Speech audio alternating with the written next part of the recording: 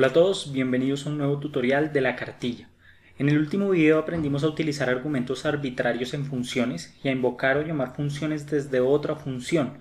Aún nos quedan un par de temas más avanzados y muy interesantes en torno a funciones, pero esto lo veremos en los siguientes videos. En este tutorial hablaremos de comprensión de listas en Python, o como se conoce en inglés, list comprehensions. También podemos comprimir diccionarios, tuplas y sets en Python, pero lo que más se utiliza en términos generales es la comprensión de listas.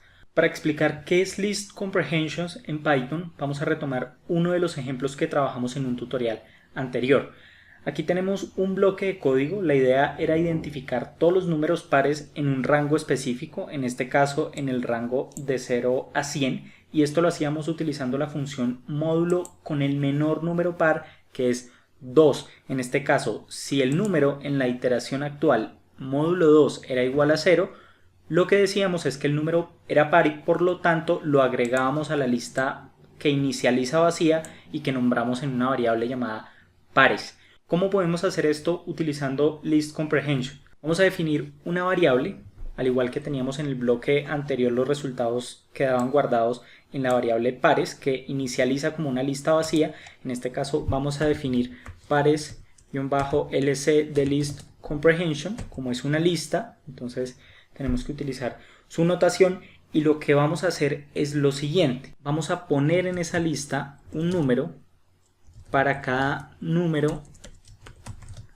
que haya en el rango de 0 a 100, que es el mismo que tenemos anteriormente, si ese número módulo 2 es igual a 0. Entonces miren cómo estamos utilizando un ciclo for, miren cómo estamos utilizando una sentencia if, y miren cómo estamos agregando ese número a una lista, y todo lo estamos haciendo en una línea de código. Vamos a correr estas dos instrucciones de modo tal que vamos a terminar con dos variables: la variable pares, que es la de este bloque de acá arriba, y la variable pares lc, que es la del bloque de abajo, o la de la comprensión de listas. Si nos vamos al explorador de variables, tenemos acá entonces nuestras dos variables pares y pares lc, y observen que tenemos exactamente el mismo resultado, pero en la primera alternativa utilizamos 4 líneas de código, en la segunda únicamente utilizamos una línea de código para obtener el mismo resultado. De tal modo que la compresión o comprehension en Python es una forma compacta y por supuesto también elegante de crear un objeto iterable, o un generador como se conoce en Python. Cuando ponemos los elementos de este generador en una lista respetando la estructura de la lista, vamos a hablar de list comprehension. Si por ejemplo ponemos estos elementos en un diccionario respetando la estructura del diccionario, hablaremos de dictionary comprehension. Entonces podemos tener lo siguiente: vamos a crear un diccionario igual con el ejemplo anterior, pares, pero le vamos a llamar dictionary comprehension-dc, y esto va a ser igual a ¿qué? Vamos a abrir corchetes porque vamos a crear un diccionario, y recuerden que los diccionarios son conjuntos de IDs y valores, keys y valores. Entonces vamos a tener por ejemplo el ID del número, vamos a decirle acá ID dos puntos espacio, y le vamos a pegar como un string también ese número.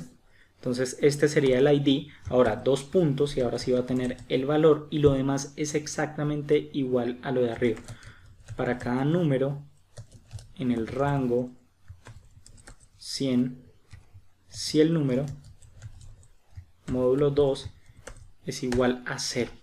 Entonces vamos a correr esto que tenemos aquí, y tenemos nuestra variable pares-dc, y observen que si lo abrimos vamos a tener la estructura de un diccionario. Tenemos una serie de keys, en este caso los IDs, y tenemos los valores o los números pares.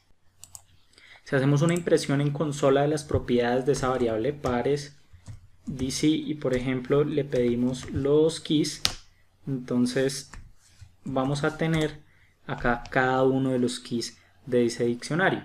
Entonces, fíjense que en esencia el generador es el mismo, pero lo que estamos haciendo es empaquetar los elementos de ese generador o de ese iterador en dos estructuras distintas.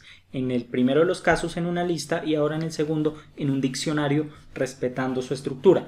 Echemos un vistazo de cerca a ese generador. Vamos a crear acá una variable generador y esa variable generador va a ser igual. Vamos a abrir y cerrar paréntesis como si fuéramos a definir una tupla. Esta es la manera en la que lo hacemos y vamos a poner número for número range si el número módulo 2 es igual a 0. Vamos a correr esta variable y vamos a mirar que en el explorador de variables ese generador, el valor es un objeto de tipo generador. Si tomamos ese generador y lo convertimos en una lista, miren lo que va a pasar. Vamos a redefinir generador, va a ser igual a la lista generador. Si corremos esto, ese generador se convierte ahora en una lista que tiene exactamente los mismos valores que nuestras variables pares, list comprehension y pares del bloque inicial que utilizamos. Entonces, vean cómo lo que estamos haciendo es básicamente empaquetar los elementos del generador en un formato lista para llegar a ese resultado que queremos. Ahora, en tutoriales anteriores trabajamos con parábolas, la función y igual a x al cuadrado, y en algún momento del tutorial mencioné que eso podía definirse de una manera mucho más corta y mucho más compacta. En ese momento me estaba refiriendo a comprensión de listas. Vamos a tener entonces una variable parábola y la vamos a hacer igual a lo siguiente. Vamos a tener un listado de valores x y y por pares, es decir que vamos a tener otra lista interna, los valores x y los valores y, que si los planteamos de otra manera son los valores de x al cuadrado para el caso de la parábola. ¿Esto para qué valores se va a cumplir? Para cada x en el rango, pero vamos a definir un rango distinto, menos 10 a 10, y el step va a ser de 1 en 1. Entonces si corremos esto, vamos a tener acá nuestra variable parábola que tiene 20 valores, y si hacemos un zoom en esa variable tenemos los pares ordenados en el rango. Para x igual a menos 10 llévale 100, para x igual a menos 4 llévale 16 y así sucesivamente.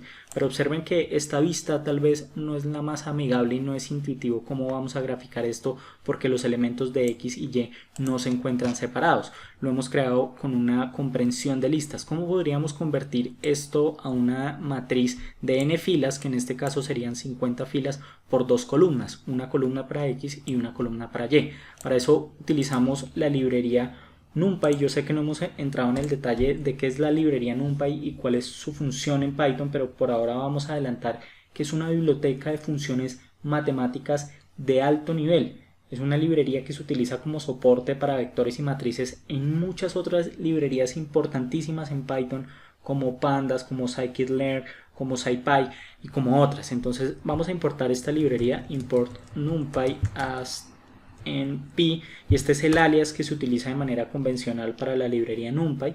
Nos vamos a referir a ella de ahora en adelante como np.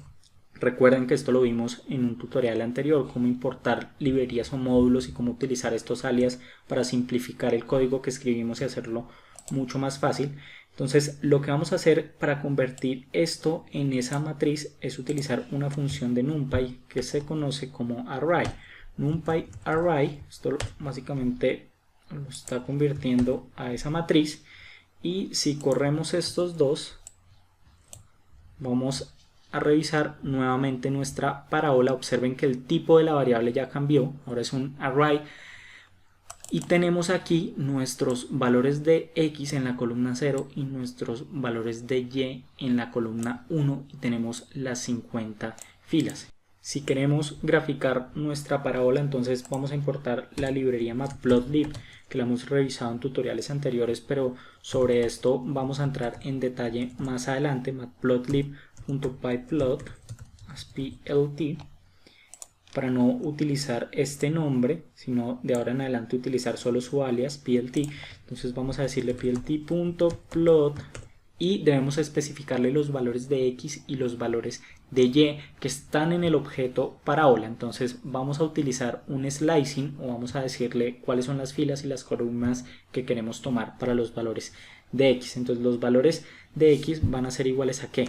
A tomar del objeto parábola, en este caso vamos a indicarle cuáles son las filas y cuáles son las columnas. Entonces vamos a tener lo siguiente: si especificamos dos puntos, coma, básicamente lo que vamos a tener a la derecha de la coma van a ser las filas que queremos tomar. De esta manera le estamos diciendo que tome todas las filas, y a la derecha vamos a tener las columnas, en este caso la columna 0 que hace referencia a los valores de x, y para y, ahora parábola, vamos a tener entonces nuevamente todas las filas, y ahora en las columnas queremos la columna número 1.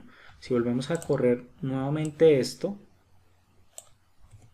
vamos a tener entonces nuestra gráfica de parábola comprendida desde menos 10 a 10, en este caso va de 1 en 1, y tenemos por supuesto los objetos que habíamos definido anteriormente. Entonces vemos cómo podemos utilizar list comprehension para pasar incluso cosas más complejas como condicionales if, else, elif, incluso unidad if, y también para pasar funciones. Vamos a trabajar un ejemplo más relacionado con un componente básico en minería de texto. Para los que no están relacionados con la minería de texto, es un campo de la analítica de datos que tiene por objetivo encontrar patrones accionables en información no estructurada, en este caso texto, y existen gran variedad de técnicas en este campo. No vamos a entrar en el detalle aquí, pero una de las primeras tareas cuando estamos haciendo analítica de texto es hacer limpieza o preprocesamiento de los datos, y para ello es importante hacer una tokenización. La tokenización consiste en tomar cada una de las frases de un texto y separarlas en palabras individuales o tokens. Vamos a definir entonces una variable frases que va a ser igual a un listado de frases. Tenemos por ejemplo la cartilla. Vamos a obtener también curso Python 3 desde 0, y vamos a tener list comprehension in Python. Vamos acá en Python. Entonces tenemos tres frases, y lo que vamos a hacer es utilizar comprensión de listas para tokenizar este listado de frases. Vamos entonces a definir una nueva variable, tokens, y esta variable tokens va a ser igual a ¿qué? A palabra.split. Split, recuerden, es una función de los strings, es un método de strings. Entonces lo que hace split es simplemente separar una frase o un elemento string por determinado carácter. ¿Cuál va a ser el carácter en este caso? Va a ser un espacio. For palabra in frases. Entonces lo que tenemos básicamente en esta comprensión de listas es lo siguiente: para cada palabra en frases vamos a hacer un split de esa palabra por su espacio. Si corremos esto de aquí, entonces si vamos a la variable tokens que quedó en el explorador de variables, vamos a tener que corresponde a una lista de tamaño 3, pero si hacemos un zoom sobre esta variable tokens, tenemos al interior una lista de listas, y vean que está separada por espacios. Tenemos la cartilla en la primera lista, curso Python 3 desde 0 en la segunda, y así sucesivamente, de manera tal que hemos separado estas frases en cada una de sus palabras o de sus tokens individuales. Y después lo que se hace normalmente en minería de texto es limpiar las tildes, limpiar las stopwords o los conectores, el a, los ya que, porque básicamente lo que se está haciendo por detrás es conteo o identificación de concurrencia de palabras en múltiples documentos. Entonces esta información hace bastante ruido. Por supuesto, para esto ya existen librerías y no es necesario programarlo desde cero, además porque cuando utilizamos librerías en la mayor parte de los casos son mucho más eficientes porque están programadas o compilan, digamos, en Python. Y la idea aquí es que tengan un poco de idea de qué hay por detrás de ese tipo de técnicas y cómo cosas tan simples como list comprehension y pasar funciones puede llegar a convertirse en algo tan poderoso y puede estar estructurando librerías o módulos mucho más complejos que utilizamos en el día a día. Bien, esto ha sido todo por el tutorial, espero les sea de ayuda. Recuerden que les cuelgo el script y un enlace en la descripción del video para que puedan profundizar y seguir aprendiendo. No olviden suscribirse para estar pendientes de nuestro contenido, y ya lo saben, si lo aprendieron, compártanlo con alguien más. Nos vemos en un próximo tutorial.